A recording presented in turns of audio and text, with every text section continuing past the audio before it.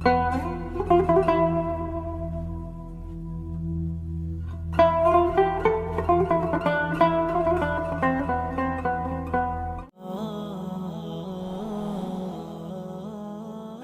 alaikum wa rahmatullahi wa barakatuh. My dear brothers and sisters in Islam, welcome to a brand new episode of Ramadan Picks.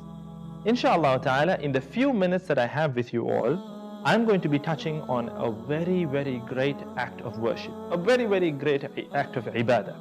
An act of worship which is a secret between the Lord and His slave. And this is the act of worship that almost around 2 billion Muslims around the world are performing right now during the blessed month of Ramadan. A Sawm in the Arabic language, which can be defined as fasting, is to abstain from food, drink and sexual intercourse from dawn till sunset. And during the month of Ramadan, it is mandatory and obligatory upon every Muslim male and female who has attained puberty to fast the entire month unless a valid excuse such as sickness, travel or menstruation presents itself. There are a number of benefits that can be highlighted in regard to fasting. The benefits can be divided into two main categories: benefits for our physical bodies and benefits for our spiritual souls. Let's start off with the benefits that our bodies experience during fasting, the physical benefits. But bear in mind that Muslims do not solely fast because of the medical benefits, which are of a much secondary nature in comparison to the spiritual benefits that an individual reaps through fasting. So benefit number one, intermittent fasting changes the function of cells, genes and hormones. When you don't eat for a while, several things start to happen in your body. For example, your body starts to initiate important cellular repair processes and changes hormone levels to make stored body fat more accessible.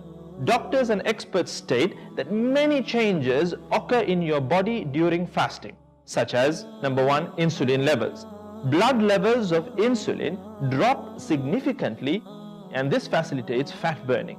Number two, human growth hormone. The blood levels of growth hormone may increase as much as 5-fold. Higher levels of this hormone facilitate fat burning and muscle gain and have a number of other benefits as well. Number three, cellular repair. The body induces important cellular repair processes such as removing of waste material from cells. Number four, gene expression. There are beneficial changes in several genes and molecules related to longevity and protection against a number of diseases. The next benefit in line is that intermittent fasting can help you lose weight and belly fat. It can help you lose and shed weight.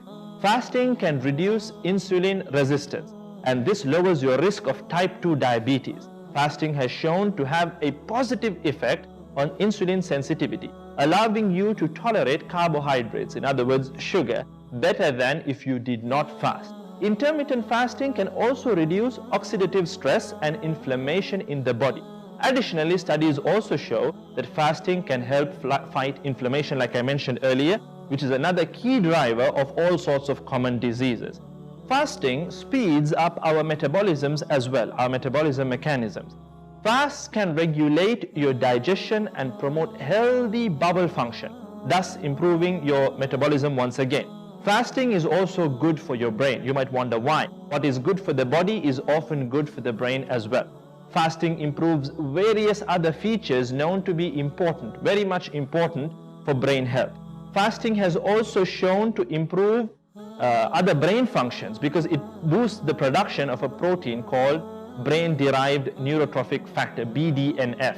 Doctors state this. Moving on, fasting also improves your immune system because it reduces free radical damage, it regulates inflammatory conditions in the body, and it starves off cancer cell formation. So my dear brothers and sisters in Islam, this list keeps going on and on and on.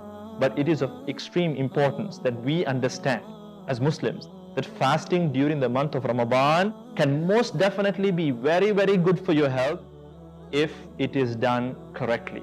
Many of us tend to break our fasts daily with feasts spread across huge tables, resulting in us actually gaining much more weight during the month of Ramadan than during normal days.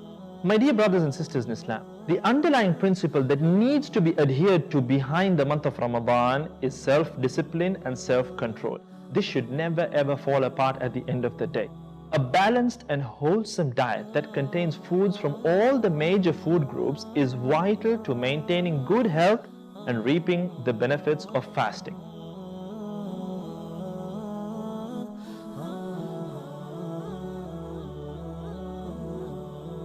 So my dear brothers and sisters in Islam, make sure that you strike a balance. Because when you look at the teachings of the Prophet ﷺ, you see it very clearly that even in terms of how you're supposed to eat, he ﷺ taught us that we are supposed to divide our stomach into 3 portions.